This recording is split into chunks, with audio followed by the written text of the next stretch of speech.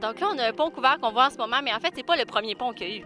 Exactement. Le premier pont a été bâti en 1927, suite à l'érection de la municipalité en 1926. Par contre, lors de la construction, les notables de la place avaient quand même eu l'œil assez vigilant pour les aviser au ministère de la colonisation de l'époque que le pont ne serait pas assez solide compte tenu des caprices de Dame Nature ici de la rivière Chaudière.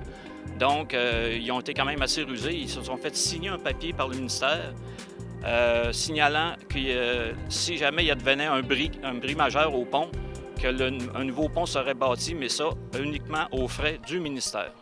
Et ce qui devait arriver arriva. Le printemps suivant, en 1928, le pont est emporté par la débâcle. Donc, ils ont dû refaire un nouveau pont couvert, que c'est celui qu'on voit actuellement.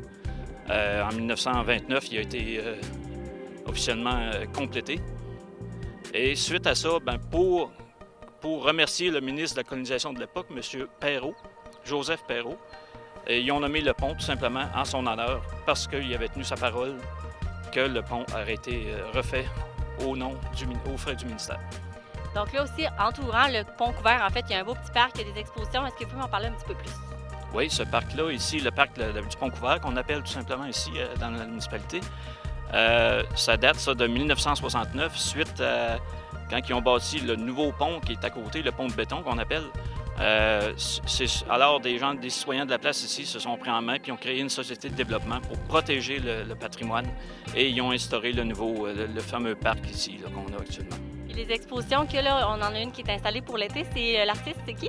Oui, c'est Harold Gilbert, un artisan ici local de Notre-Dame-des-Pins qui expose tout l'été ici.